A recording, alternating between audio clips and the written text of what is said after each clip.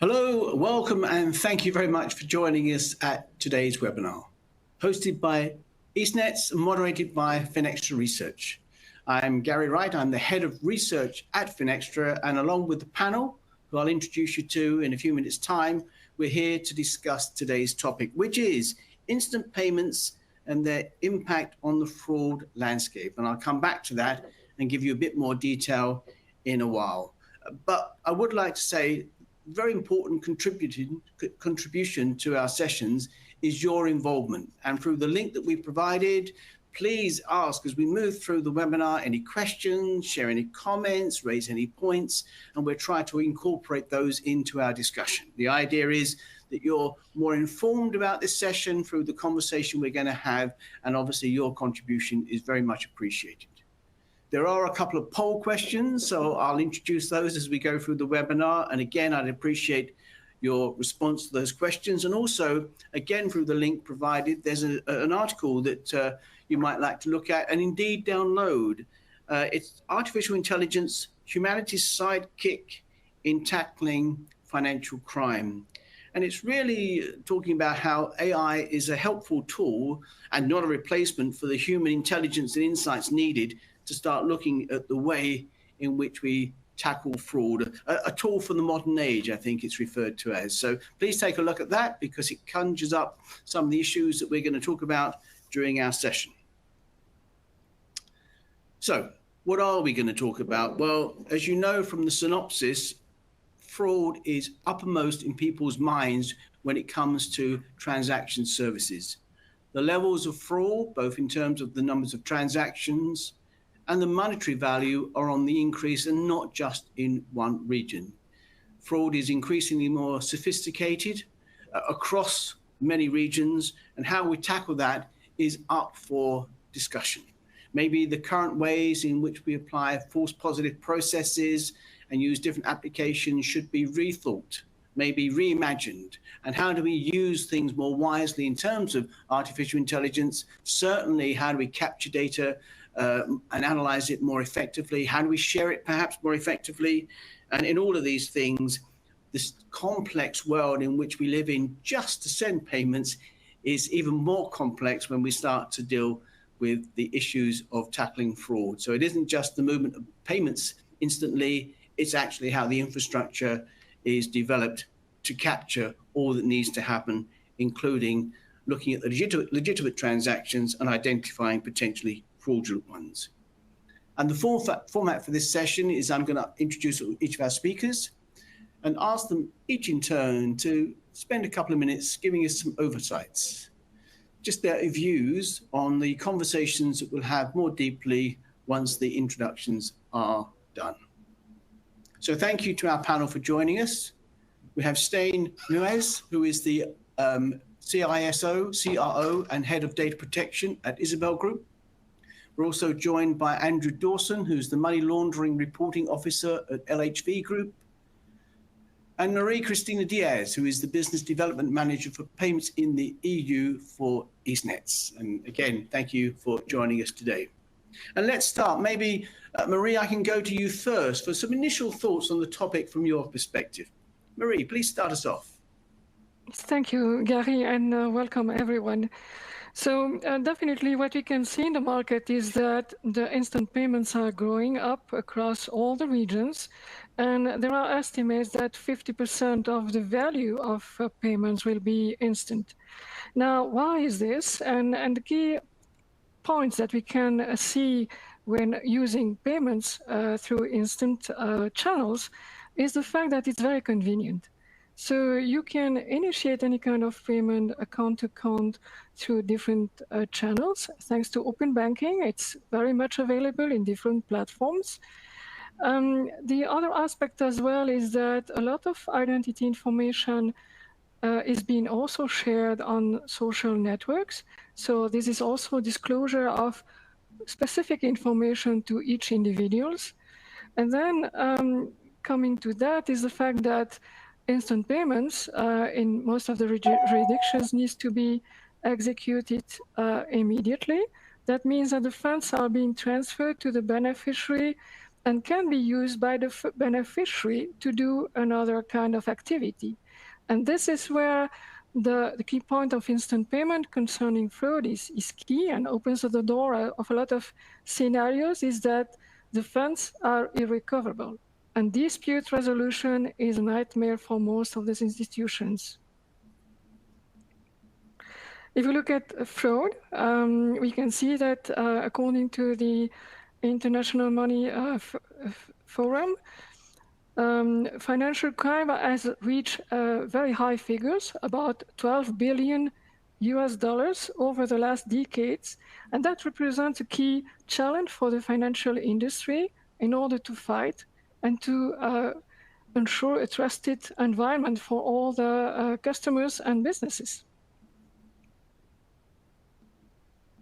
I can even provide you more figures if you wish, Gary, up to you.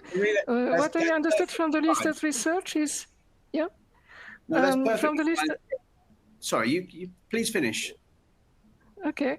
From the last research that we do, we can see that the very large banks like JP Morgan, they are hit by 45 billion of cyber attacks per day, which is quite a huge amount of trial to really reach the financial industry and attack the financial industry in its core business, the payment.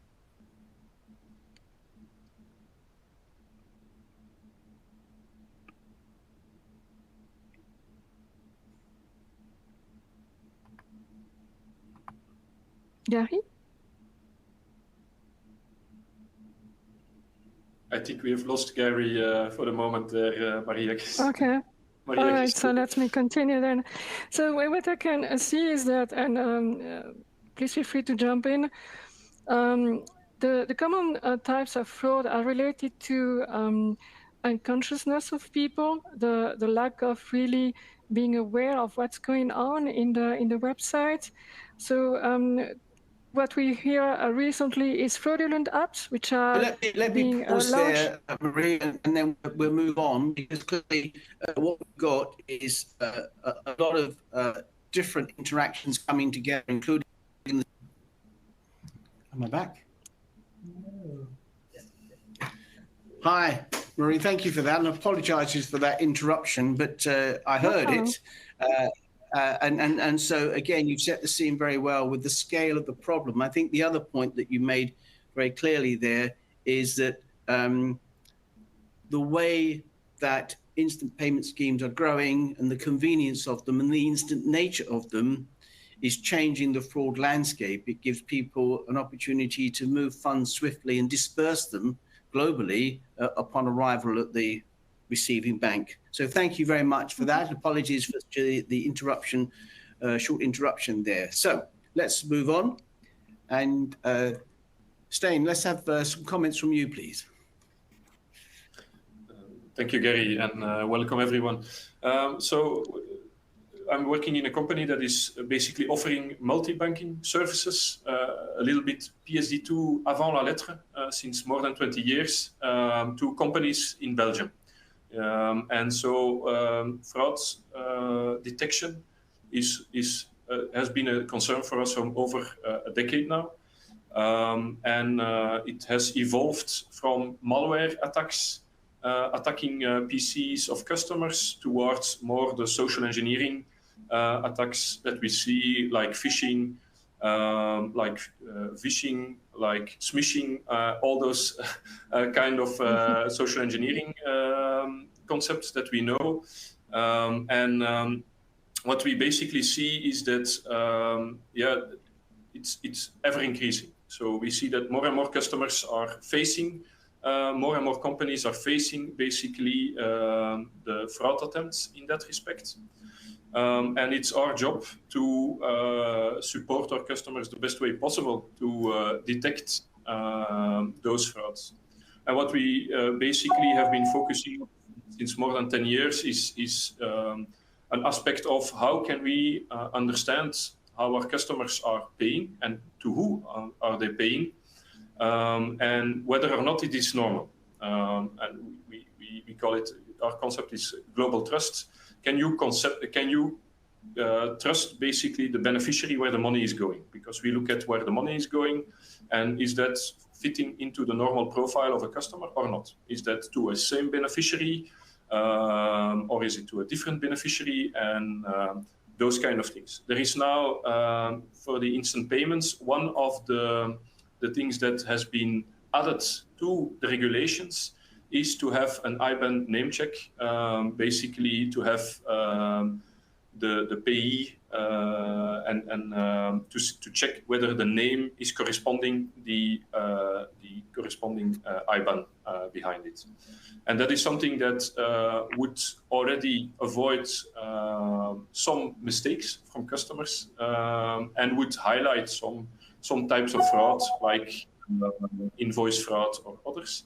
But of course, that will not solve everything. And so that's, I think, will be the big challenge. And the discussion for today is what are the ways that we tackle fraud and taking into account basically the fact that it needs to go much faster.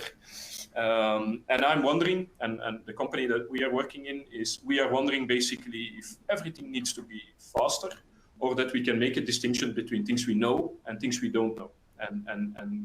And basically there, use the aspect of time.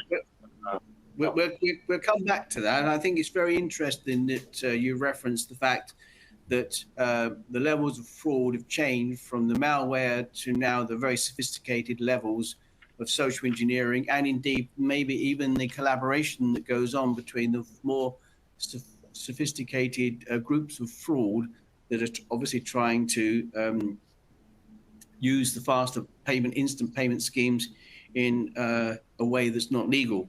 And of course, the other point you raised there is this is beyond looking at transactions in flight in the way that we used to, and how do we have a different behavioral and understanding analysis of our customers. So thank you again for those points. And to end our opening remarks, Andrew, over to you, please. Thanks, Gary, and thanks for the opportunity to contribute today.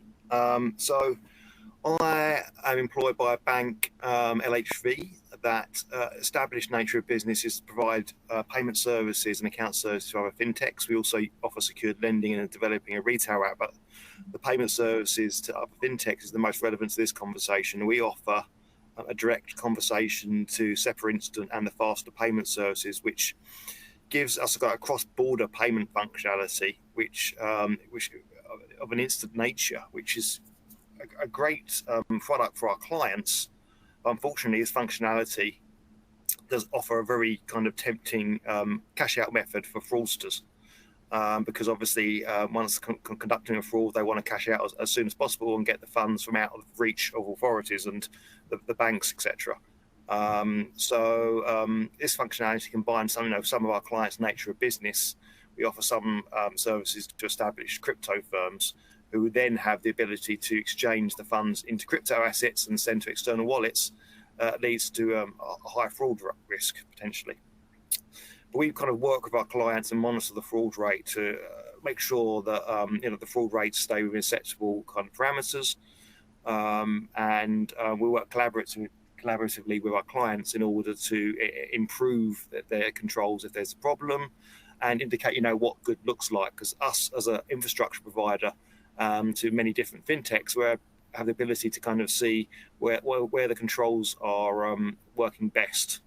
So our fraud rate is currently very low at the moment, and this indicates that fintechs are responding to the threat with quite sophisticated controls to prevent fraud. In terms of the fraud we experience and we see via our monitoring of our clients, 90% is APP fraud, which means that the victim has voluntarily transferred funds to the fraudster. And within that, we see a split between different types of APP fraud. I think that the most predominant one is purchase fraud, where there's a fake product on sale. We're also seeing ones like fake job scams, where there's a fake job offer, and the so-called successful applicant pays a deposit for a laptop or other things that needed to actually carry out the job, and the job actually turned out to be fake. We have other ones, established ones like investment scams and also flight ticket scams. So quite interestingly, there's new kind of typologies developing within the APP fraud space. So Andrew, if I could sort of pause there for a moment, because I'd like to go back to some of that detail in more depth. I think it's very interesting that the percentage of APP is so high, and of course what we are seeing is the credibility of the scam itself changing, whether you're going down the line of romance, investment, purchase, air tickets, whatever, okay? So that's very interesting. And I think what you've all done is summarize the impact of the many moving parts that need to come together here. As money moves instantly, so does our whole profile and processes need to move at a faster pace than before. But again, saying, as you said, what's fast and what isn't. So thank you very much for those opening remarks. I hope that for everybody that's joining us here, that they've set the scene for you. And if you do have any questions or comments, as I said before, do send them in to us. And I said there were a couple of poll questions. So before we move into the next phase of the webinar, please allow me to introduce the first poll question to you. And again, through the link provided, please respond and we'll share the results in a short while. But here is the first poll question. It is, how far along is your organization's adoption of instant payments? Is it fully implemented for all channels? Partially implemented for some channels only? You're at the planning stage or not yet started? So that'll be an interesting temperature check really on where you are today. So again, thank you everybody for those opening remarks. And Marie, let's go back to just picking up on some of the points, because you identified the scale of the growing challenge of fraud, and some very good figures you shared there.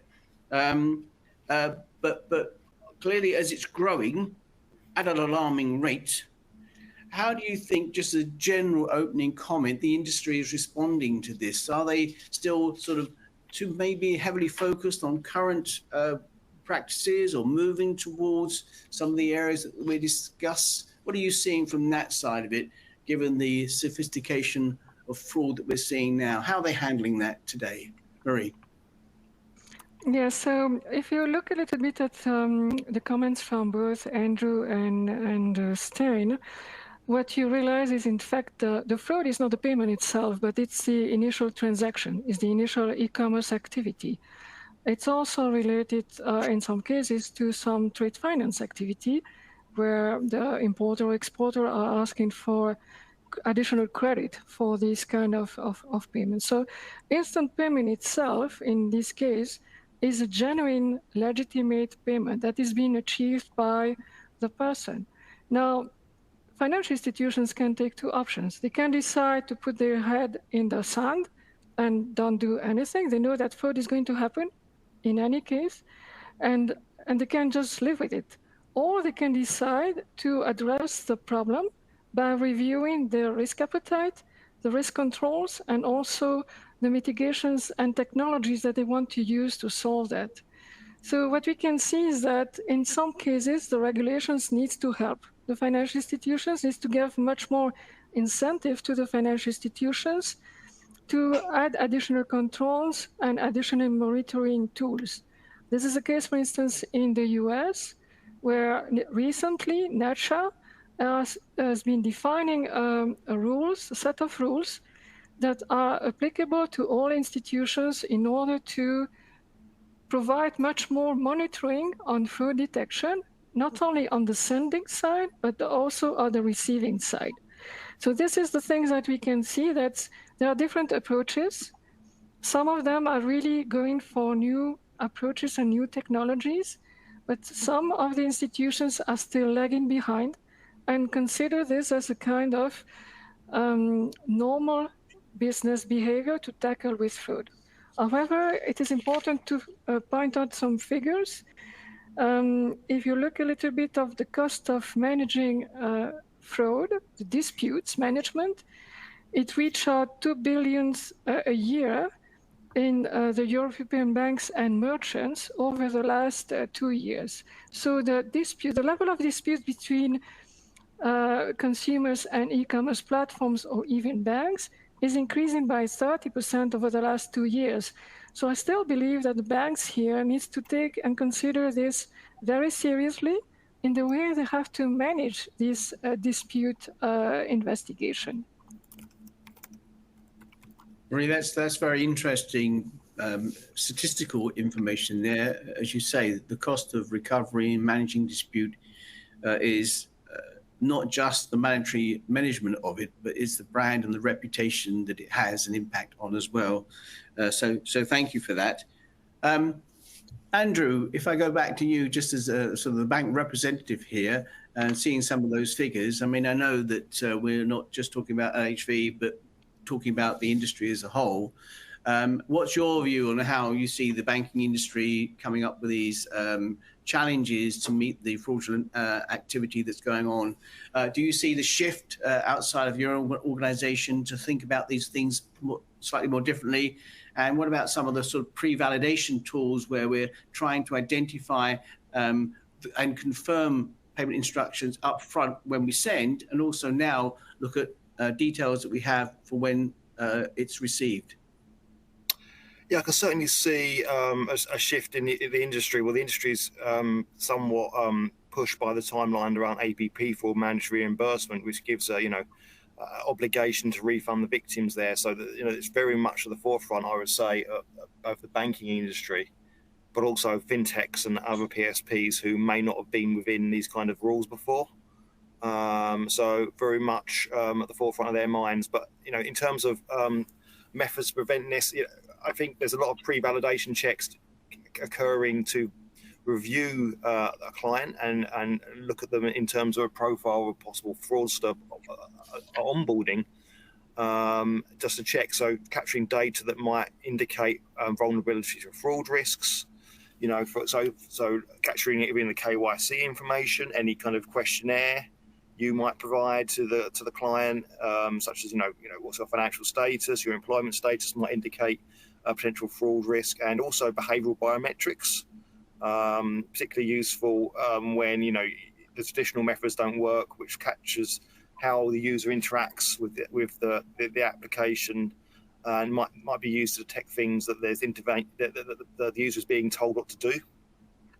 And I think it's good to basically profile a customer and then use that to basically risk rate them and to gauge possible interventions in the payment journey going forward.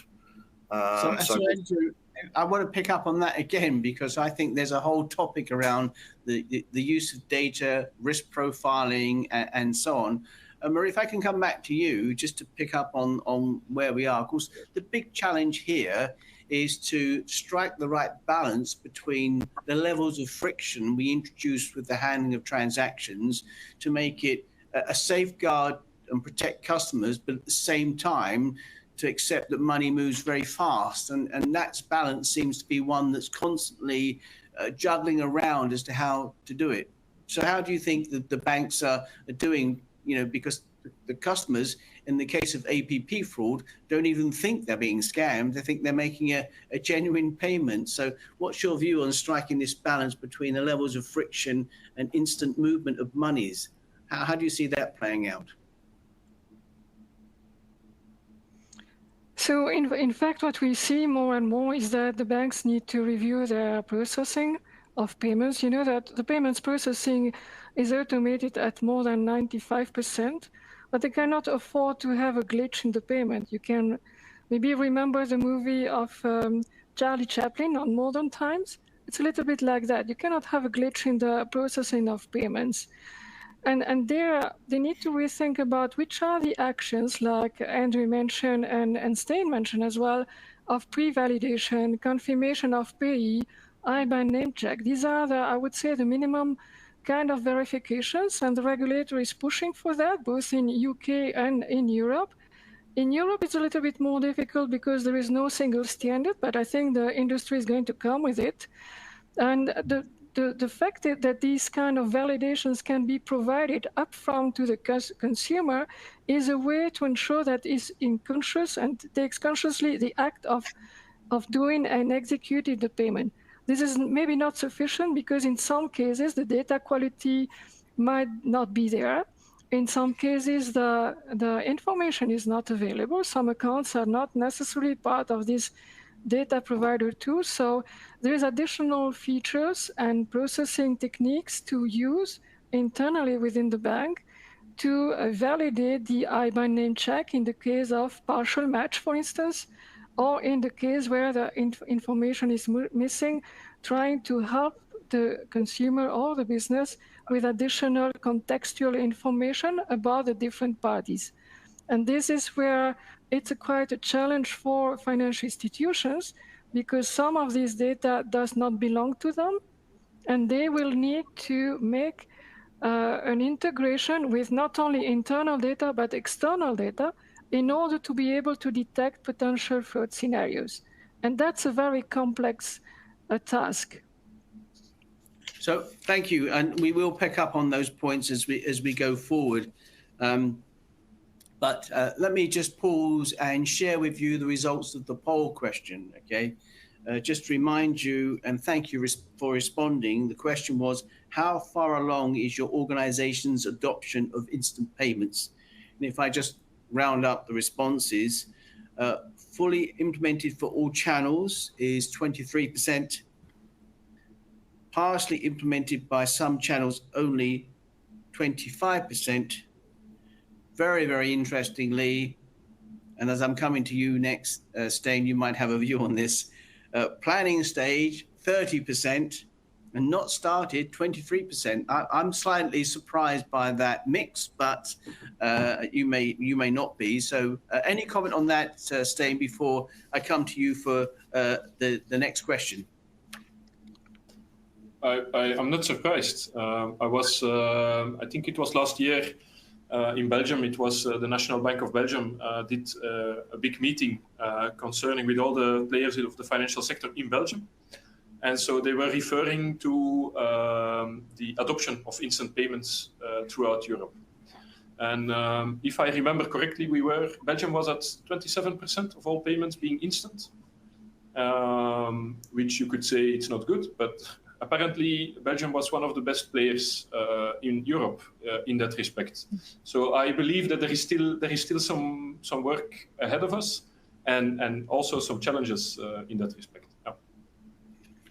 Well, let me ask everybody to move to the next poll question, because we could balance the two responses out a little bit later on. So again, through the link provided, I'd ask you once more to respond to this question. Considering the increasing global fraud rates and regulatory changes, what is your institution's strategy to mitigate new fraud risks while ensuring a frictionless experience? Topic we've just touched on in some ways. There are 4 options again. Is it new artificial intelligence and money laundering tooling? Is it enhanced in-house tools? Is it maybe outsourcing the payments processing, or you have not reached a decision on that yet? So again, I'll give you a few minutes to respond to that. In the meantime, Stijn, let's go back to all this data moving around and everything else, the use of technology. And as you said, it's a kind of what do you know and trust, and how do you get to the stage where you're arriving in that decision process? So if I'd like to talk about some of the analytics, because there's lots of data out there, but what's the right data? How do we capture it? How do we analyze it? And how do we look beyond perhaps the tools that we use now to look at it and strike this balance?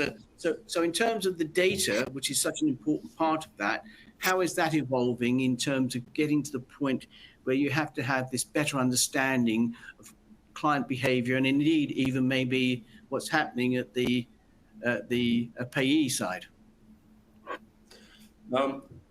We are a payment initiation service provider, so we are a player in the PSD2. We are not a bank, so we initiate payments. But what we see a lot of payments that are initiated, more than 2.2 million transactions per day.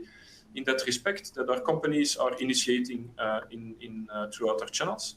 And so what we basically see over all the years, and that's the technology that is supporting us now to be able to better understand the data and correlate the data, is that basically you can see and you can compare it to Google Maps a little bit. You see a lot of money flowing to beneficiaries, and you see certain beneficiaries that are used quite a lot. So basically it's like highways of money flows going from A to B, and you see quite big volumes in that respect. And typically those are governments, those are very big corporates, those are all those kind of things. And then you see like money flows that are going to less to beneficiaries that you have not seen that much before. Or even, and that's something that we see, is that basically a small percentage, and it's less than 1%, of the payments go to beneficiaries that we have not seen before. And you can wonder, you can ask yourself, if the beneficiary, you have never seen that beneficiary before being used by one of your customers, you can ask yourself, yeah, but basically, can we trust it? It's like a truck with a lot of money going to a forest. So it could be that it's a legitimate flow of money and it's a new road that will be constructed, or it will be the first time, and it could be also something completely fraudulent. And so there, what we discovered is that more than 99% of all transactions go basically to accounts that you can, that have been used a lot of times before. And in that respect, you know, and it's basically by your trusted beneficiaries, you know that more than 99% of the money flows are to accounts that you recognize one way or another, and that you know that multiple senders send to the same beneficiary, and that you can safely assume that those beneficiaries are more trusted than others. And so in that respect, you can start focusing then more on the ones that you do not recognize, that you have never seen before, or that you have seen very little occasions. And so your fraud efforts are then more focused on that small amount of transactions. So it's basically like pre-screening of your beneficiaries. So the destination of the money, allowing you to focus better your tools, your resources, and all the modus operandi that we already discussed earlier in this webinar. So that basically you could recognize valid payments versus perhaps higher risk payments. And to what extent does that require not just the use, Stijn, of the technology, but the mindset as well? Because you've got to think very differently about the whole of the transaction flow, really, from the pre-validation to understanding more about customer segmentation, their behaviors, and indeed maybe at the far end. So how much of that is equally dependent on organizational change maybe, or mindset change as well? Your thoughts on that? My thought mainly is that it is a mindset change, because you have very good experts in the fraud domains, you have very good tooling already, and of course that is evolving, and I think technology is supporting that, and we are able to crunch much more data in much smaller time frames. But it is also about what are the things that you, perhaps because now sometimes we focus too much in fraud on the things that can go wrong.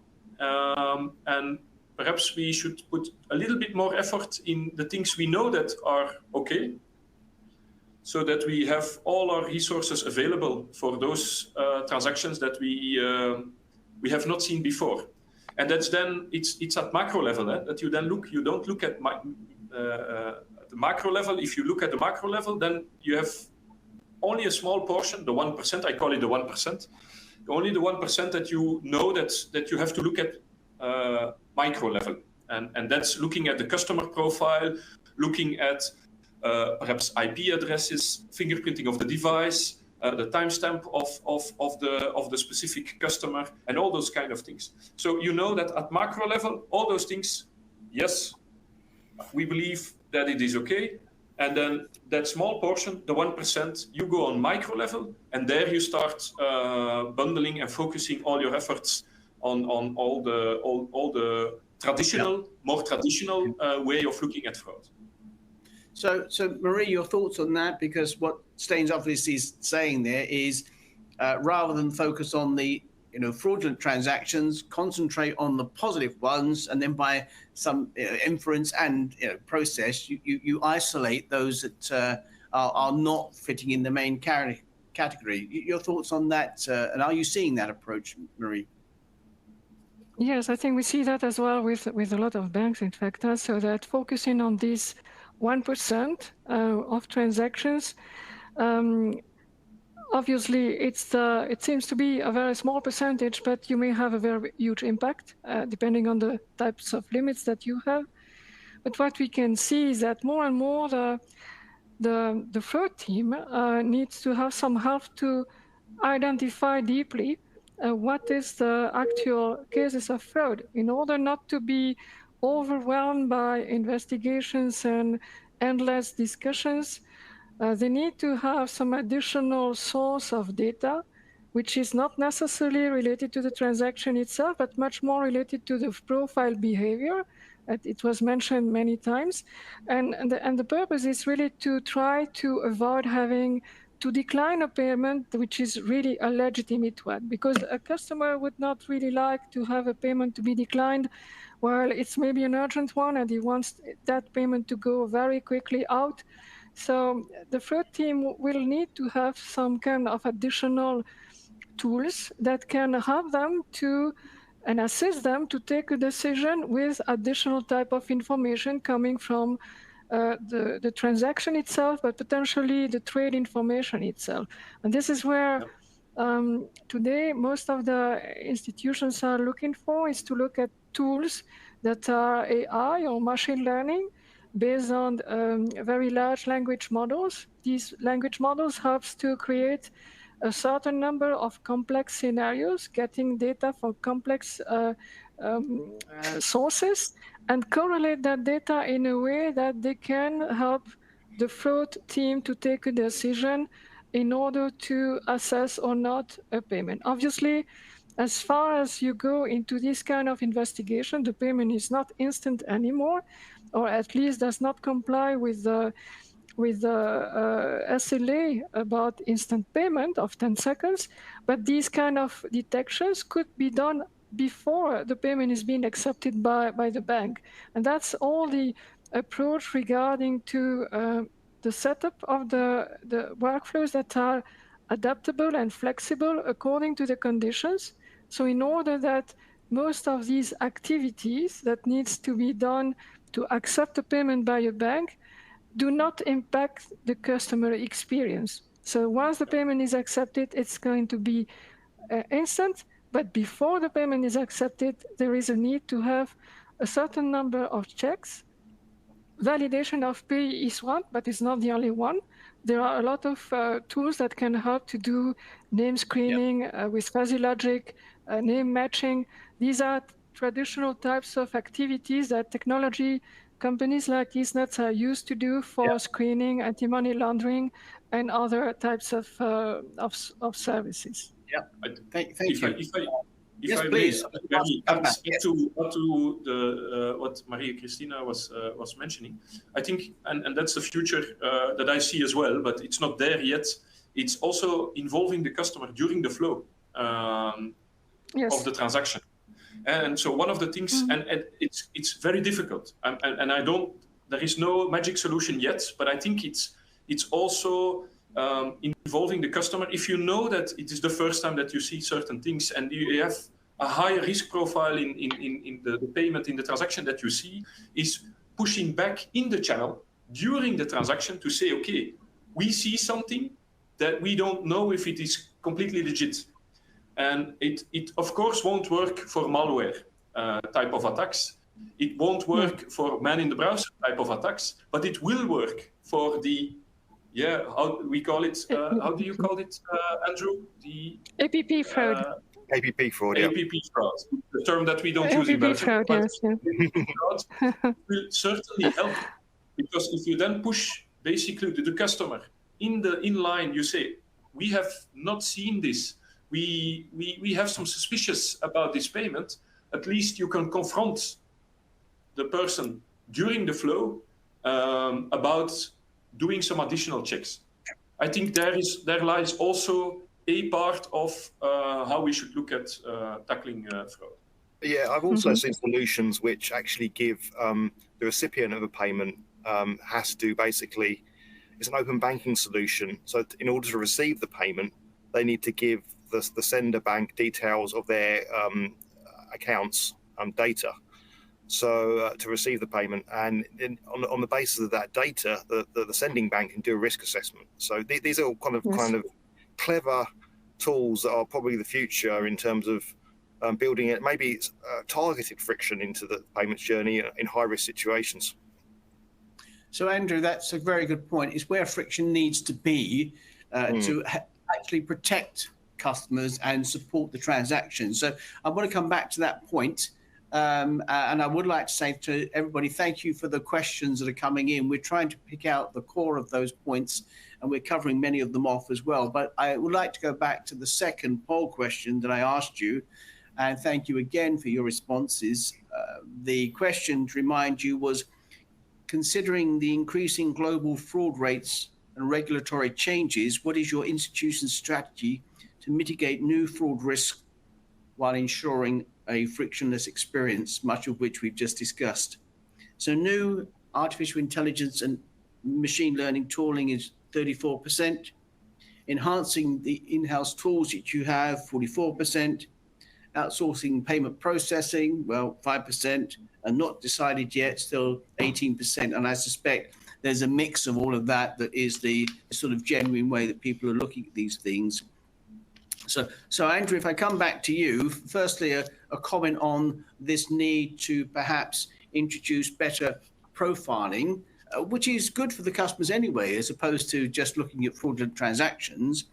But I'm interested in this way in which we perhaps reconsider our understanding of the profiling and therefore the risk that we put into looking at these things.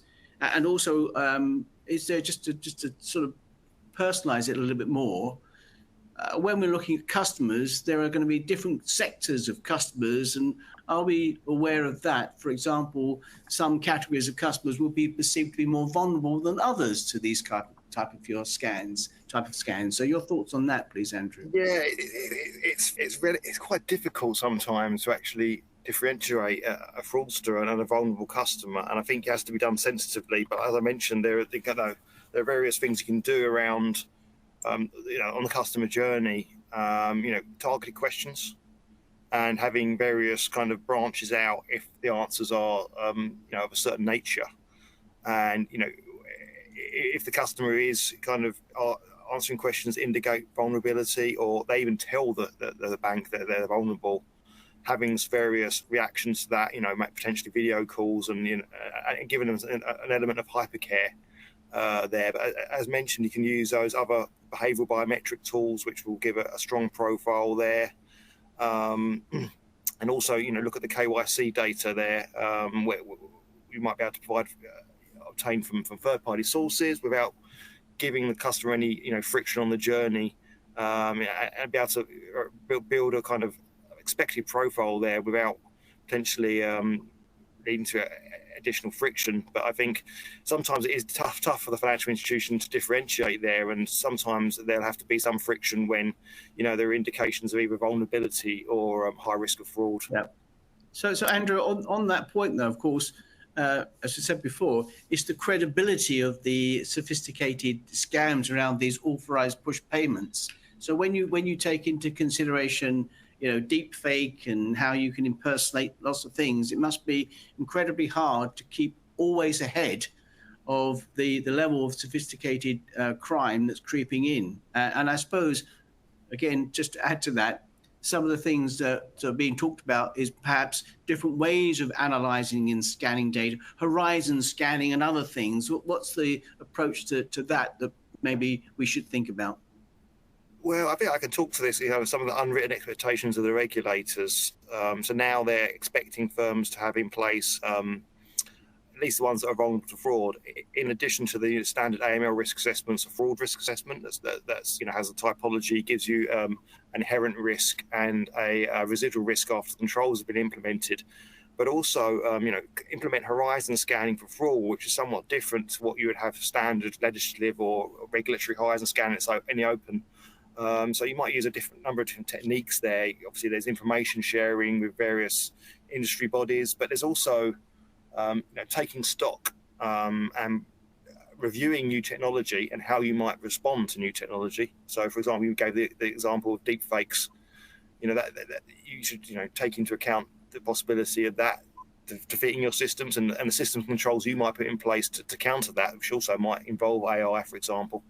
And you should also be kind of very sensitive to the data you're seeing from your firm in terms of new typologies and reacting to it quickly, and not taking a few months to respond with your own controls if you're seeing a various vector or a specific vector of attack. Yeah. So Stijn, if I come back to you on that point, you'll have some views on that. But what is generally the experience you have of the regulators here? Are they trying to impose better controls, or are they at least understanding that there's more of a maybe community play here to start to identify trends and patterns in the way that fraud is growing? Yeah, interesting question, Gary, because at the one hand, I see that for example, in countries around Belgium, there is certain types of fraud. The banks need to reimburse the customers. So there is a political and regulatory pressure basically to reimburse more of the types of fraud. We don't see that yet in Belgium, but we feel the pressure because basically that's something that is happening more and more. And yeah, there is the aspect of trust. How much can a customer still trust the financial system if they feel that they have been not enough supported in identifying if something is legit or not legitimate? So that's one part of the occasion. And for the rest, yeah, what we see in Belgium is that we have a lot of collaboration if you speak about cybersecurity. So there is in Belgium, there is what we call the Cyber Security Coalition. It's more than 170 organizations, which could be companies, which could be the government, etc. And so basically there we share all the best practices in respect from different domains of cybersecurity and also fraud. And then in the Federation of Banks in Belgium, there is specific work groups that see each other every month to basically share all those modus operandis of fraudsters, basically to learn from each other and to make sure that basically you understand what are the new types of fraud that are hitting you as a financial institution, and that other institutions that have not seen that yet, they can prepare, and so that basically they can support their customers to stop those type of frauds more proactively, just by sharing the knowledge and the understanding of the types of fraud that are happening. So I am a strong believer of that collaboration in that respect, and a good understanding of how does fraud work and what are the ways and the success factors. I want to use it carefully, but the success factors of fraud from the point of view of the fraudster. If you understand those, you can start working upon those. You can do common awareness towards your. So in the Belgian population, we do regular awareness activities, which are basically organized centrally to basically make all citizens in Belgium aware of certain types of financial fraud that we see happening. Investment fraud was a rather recent one where we did some awareness in that respect. And that is a collaboration effort, just to make sure that that you do a lot of effort towards all your payment service users to understand those fraud. If I pick up on that point, because there is a lot of individual financial provider of services focus on educating their customers, do not expect to be asked these questions by your bank, and there's obviously community plays. But one of the points that's cropped up, Marie, if I come back to you, is what's happening in the UK. I don't want to make this UK-centric, but there are developments in the UK that are being watched very carefully around Europe, and that is the reimbursement scheme. So if you are the victim of an APP scam for whatever reason, you invest in things that don't exist, you buy goods that never arrive, the regulators in the UK are now introducing, dare I say, imposing the fact that, subject to some processes, you'll be reimbursed in full for the amount of the scam that you've experienced, which is one thing. And of course, the other is that 50% of that money you can claim from the receiving bank, who obviously holds the fraudulent account. How significant a change do you think that is to drive, more attention to tackling this issue of APP fraud? Marie. Yes, this is indeed something that we see in UK. We don't see that yet for the moment in Europe. But what we can see is indeed a lot of collaboration in the area of sharing data and sharing information about what Andrew mentioned earlier about each of the individual profiles. What I can see also happening in Europe is the willingness for all the financial institutions, the very large ones, to contribute with Europol to more advanced technologies for detection and monitoring of fraud. We know that fraudsters are using the same technologies as the ones that you use, AI, machine learning, large language models as well, but also what is coming down the road, much more related not to APP fraud, but to not cryptocurrency, to cryptography. It's related to the quantum computing, which is something which is there already.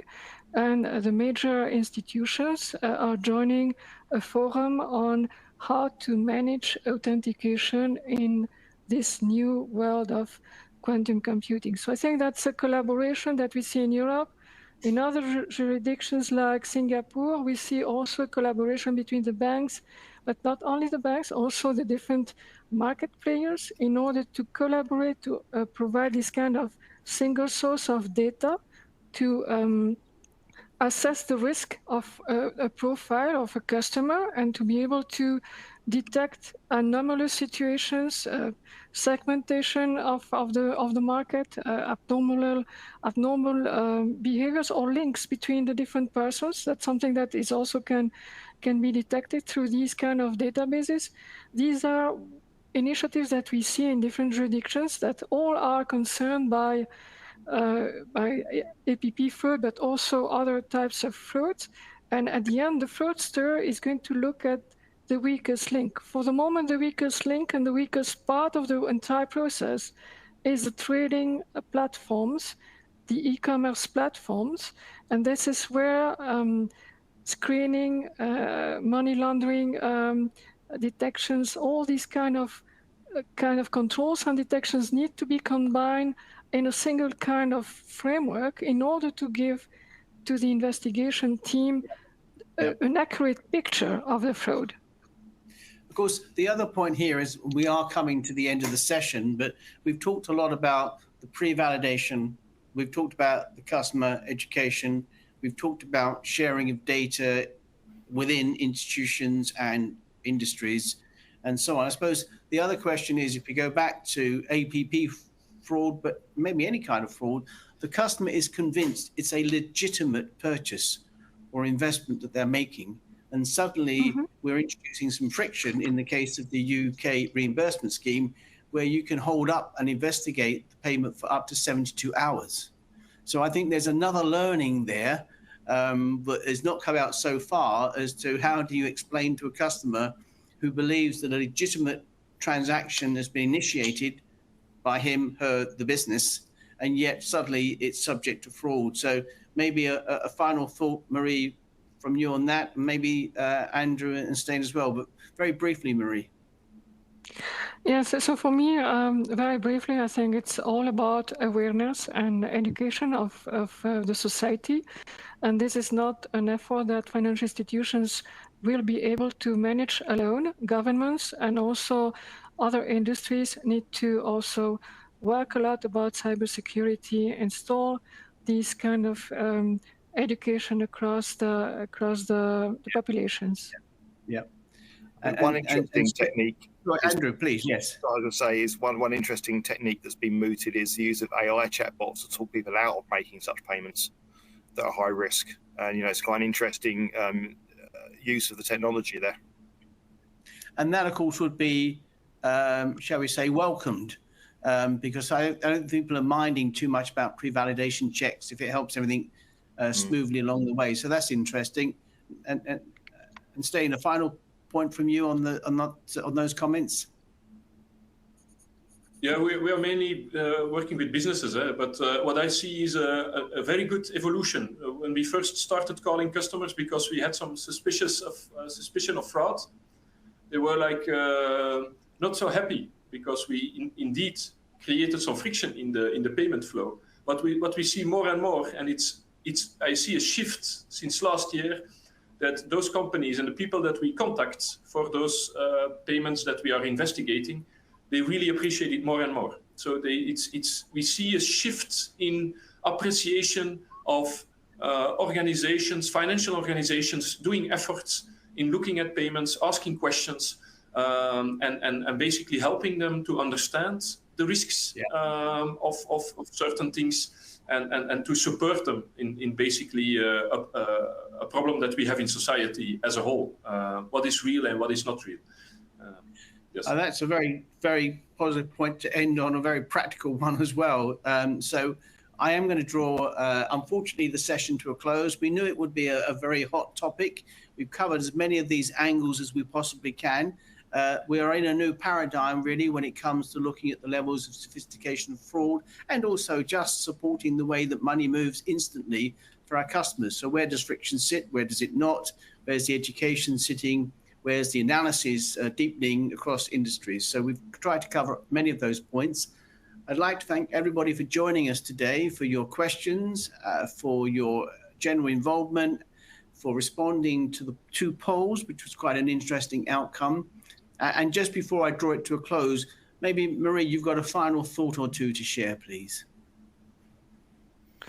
Well, basically, we are all evolving in terms of our knowledge about technologies. How these technologies can support the industry, but definitely that needs to be a collaboration between all the parties in order to achieve a better safe security for everyone. Thank you very much. It's a good note to end on. So thank you to our panel for your contribution, your prep beforehand, and your insightful thoughts on today's webinar. And thank you to everybody for joining us today. So please enjoy the rest of your day, and thank you for joining us. Thank you. Thank you. Thank you.